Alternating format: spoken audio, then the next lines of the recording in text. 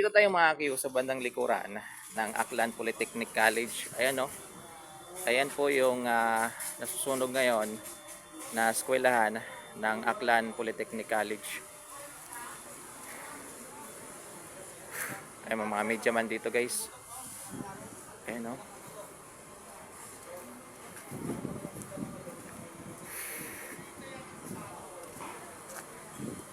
Ayan po siya. So kung mapapansin natin, wala na rin gaanong apoy sa loob.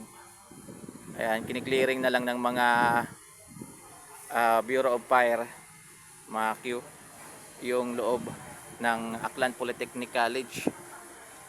Ayan, so try natin bumaba dito. Grabe.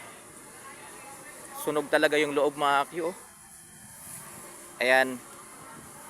Hindi lang kasi masunog yung yung kanyang parang labas kasi puro semento na yan mga Q. Pero yung loob niya talaga halos sunog lahat yung sa loob. Oh. Grabe mga Q.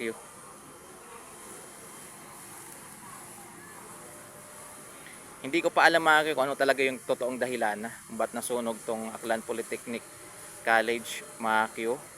Yan. Abangan na lang natin mamaya sa mga radio station dahil nandito naman sila. Ang dami nila dito guys. Ayan, nandito yung Bombo Radio. Ayan, kanina nakita ko rin yung pobreng vlogger. Ayan, sila Archie. Ayan.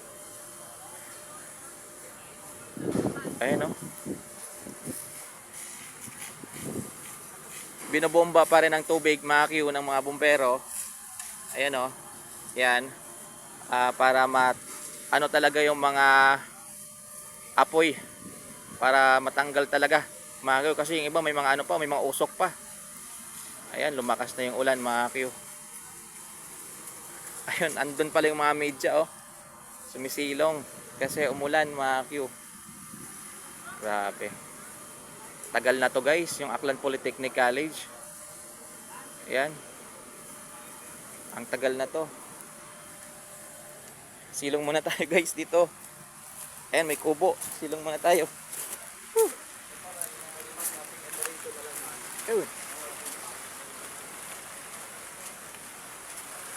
Ayan, silong muna tayo dito mga Q. Kasi dito tayo. Lakas ng ulan, no?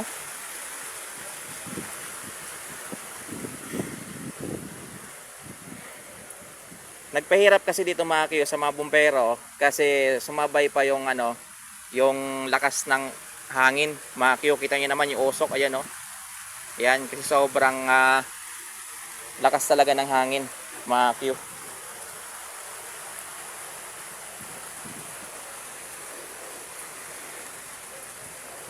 So, kung makikita natin mga Q, medyo na na rin, naapulan na rin ng mga bumbero. Ayan. Ayun na, nagsisilong na yung mga natin doon, no? Yung mga media man. Ayan. Tapos yung mga tao doon sa labas kanina, sobrang dami. Madaming tao doon kanina sa labas, mga Q.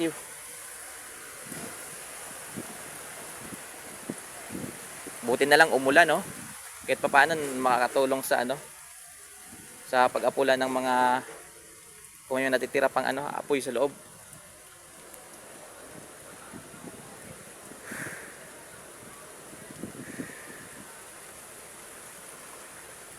Okay, mga media man natin, no?